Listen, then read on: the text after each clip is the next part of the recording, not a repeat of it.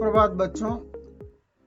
उस खोमचे वाले बच्चे का ये जवाब सुनकर कि बाबू ने माँ को हटा दिया, दिलीप फिर चुप हो गया। लड़का नंगे पैर गली के कीचड़ में छप छप करता चला जा रहा था। दिलीप को कीचड़ से बचकर चलने में असुविधा हो रही थी। लड़के के चाल की गति को कम करने के लिए दिलीप ने फिर प्रश्न किया, तुम्हें जाड़ा नहीं मालूम होता? लड़के ने शरीर को गर्म करने के लिए चाल और तेज करते हुए उत्तर दिया, नहीं। गली के मुख पर कमेटी की बिजली का लैंप जल रहा था। ऊपर की मंजिल की खिड़कियों से भी गली में कुछ प्रकाश पड़ रहा था। उससे गली का कीचड़ चमक कर किसी तरह मार्ग दिखाई दे रहा था। सकरी गली में एक बड़ी खिड़की के आकार का दरवाजा खुला था। उसका धुंधला लाल सा प्रकाश सामने पुरानी ईंटों की दीवार पर पड़ रहा था। इसी दरवाजे में लड़का चला गया। दिलीप ने झांक कर देखा। मुश्किल से आदमी के कद की ऊंचाई की कोठरी में जैसे प्रायः शहरों में ईंधन रखने के लिए बनी रहती है, धुआं उगलती मिट्टी के तेल की एक ढिबरी अपना धुंधला लाल प्रकाश फैला रही थी। एक छोटी चारपाई जैसे कि श्राद्ध में दान दी जाती है, काली दीवार के सहारे खड़ी थी। उसके पाए से एक दो मैले कपड़े लटक रहे थे। एक छीड़काय आधी उम्र की स्त्री मैली सी धोती से शरीर लपेटे बैठी थी। बेटे को देख स्त्री ने पूछा, सौदा बिक गया बेटा? बिका बेटा? लड़के ने उत्तर दिया, हाँ माँ, और रुपया माँ के हाथों में देकर कहा, बाकी पैसे बाबूजी को देने हैं। रुपया हाथ में ले माँ ने विस्मय से पूछा, कौन बाबू बेटा?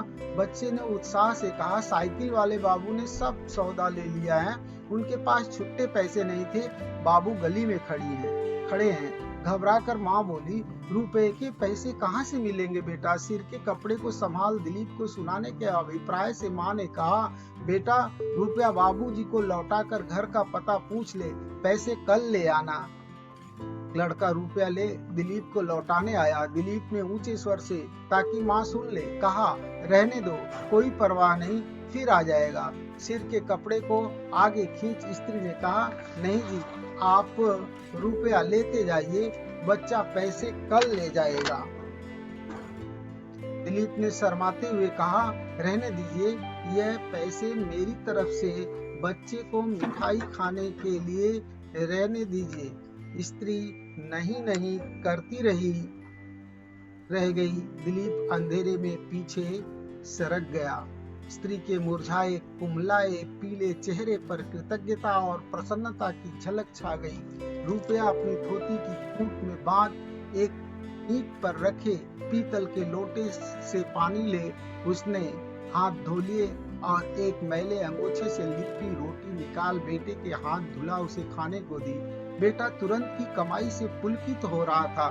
मुंह बनाकर कहा, फिर रूखी रोटी।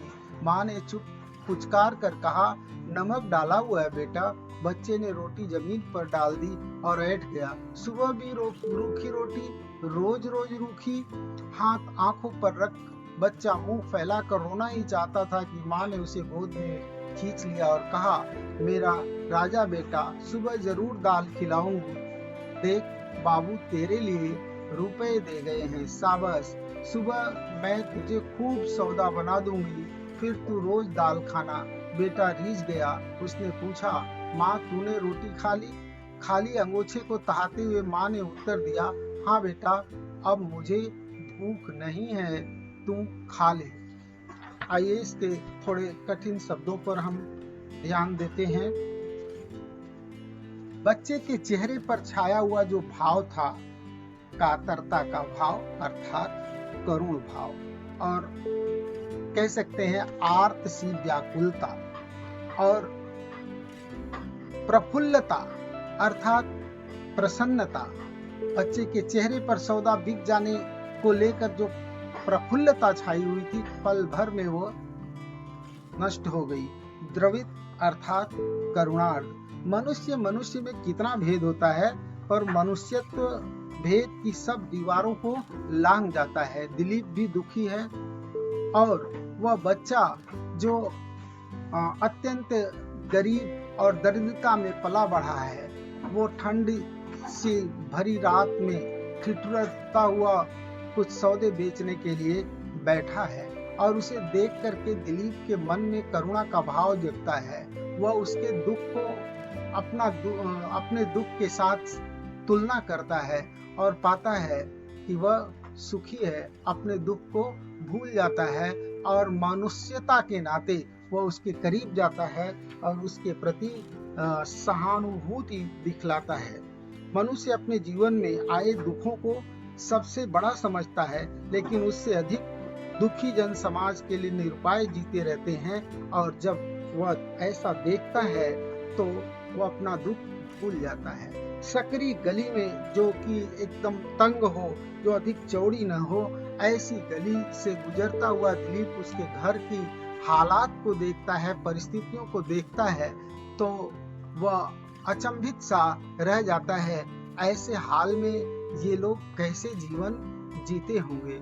माँ 1 रुपए के पैसे घर में नहीं है कि वो बाबू को लौटा दें। ऐसी स्थिति में वह संकोच बस उसे कहती है कि बच्चा कल पैसा ले जाएगा, आप रहने दीजिए। लेकिन दिलीप यह सब कुछ अधिक देर तक नहीं सुन पाता है और वो पैसे वापस उन्हें वहीं छोड़ देता है। फिर कभी आएंगे कहकर वो चलता बनता है और इधर माँ उनके प्रति कृतज्ञता के भाव से गदगद हो उठती है और बेटे का नाज लेते हुए उसे पुचकारती है और कहती है कि मैं तुझे रोज सौदा बना दूंगी।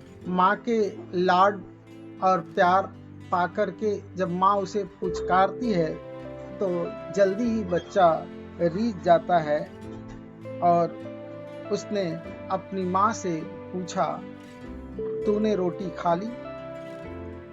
खाली अंगोछे को तहाते हुए उत्तर दिया माँ ने, हाँ बेटा, अब मुझे भूख नहीं है, तू खा ले। भूखी माँ का बेटा बचपने के कारण रूठा था, परंतु माँ की बात के बावजूद घर की हालत से परिचित था।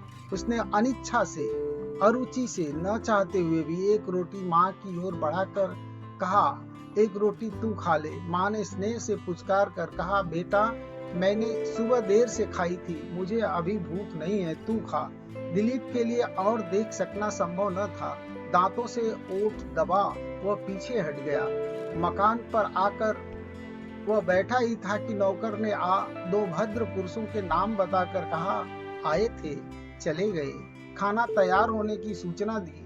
दिलीप ने उसकी ओर बिना देखे ही कहा, भूख नहीं है। उसी समय लड़के की माँ का भूख नहीं है कहना याद आ गया।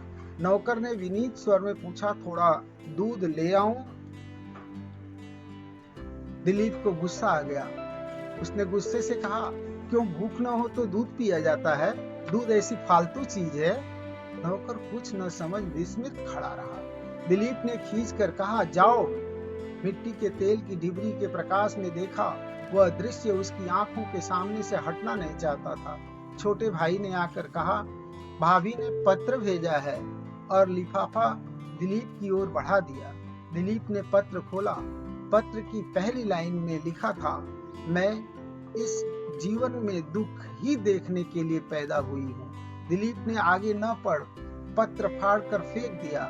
उसके माथे पर बल पड़ गए। झोपड़ी के दृश्य आंखों के सामने नाच उठे। उसके मुंह से निकला, काश तुम जानती कि दुख किसे कहते हैं।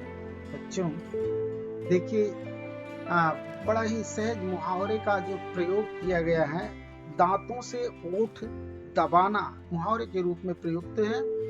क्रोध का भाव प्रकट करना या दुख प्रकट करना, क्रोध या दुख का भाव प्रकट करना। उसी तरह से माथे पर बल पड़ना, दिलीप के माथे पर बल पड़ गए, असंतोष या उसके हृदय का क्षोभ प्रकट हुआ, क्रोध प्रकट हुआ।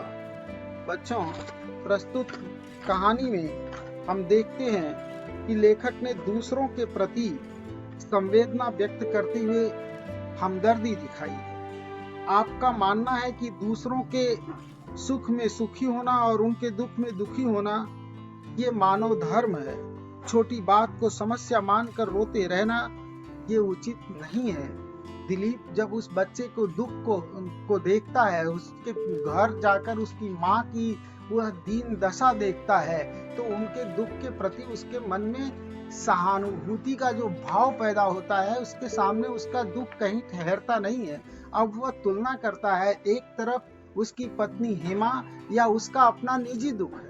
हेमा का दुख काल्पनिक दुख है, उसका भी दुख उसका काल्पनिक दुख है, जबकि उस छोटे से बच्चे का जो दुख है उसमें वास्तविकता है और उसमें वो उसका दुख दर्द जो है उस एसिड की तरह से है जो कलेजे को गला कर रख देती है।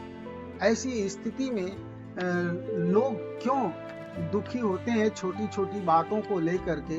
लेखक इस कहानी के माध्यम से यह बताना चाहता है कि हमें अपनी छोटी छोटी बातों को लेकर दुखी न रहकर यथा स्थिति जो भी हो उसमें संतुष्ट रहने का प्रयास करना चाहिए। जैसे तुम अपने सुख से सुखी रहो, ये हेमा को लेकर भाव जगता है। तुम अपने सुख से सुखी रहो, मुझको दुख पाने दो स्वतंत्र, मन की परवस्ता महा दुख में यही जपूंगा महामंत्र। ऐसी स्थिति में जबकि उसने पूरी स्वतंत्रता, पूरी आजादी, पूरा सम्मान और हृदय से प्यार दिया है अपनी पत्नी को, बावजूद जरा सी बात पर वो रूठ कर मायके चली जाती है और ये कहती है कि मैं इस जीवन में दुखी देखने के लिए पैदा हुई हूँ। तो ऐसी स्थिति में उसके मुंह से ये शब्द अनायास निकल पड़ता है कि काश तुम जानती कि दुख किसे कहते हैं। धन्यवाद। कहानी में आए हुए प्रमुख बिंदुओं पर हमने प्रकाश डाला। आप अभ्यास में जो आए हुए प्रश्न या उपक्रम दिए गए हैं उन्हें हल करें। अगर किसी प्रकार की दिक्कत हुई तो हम आगे आपका काठिन्य निवारण करने हेतु मार्गदर्शन करेंगे।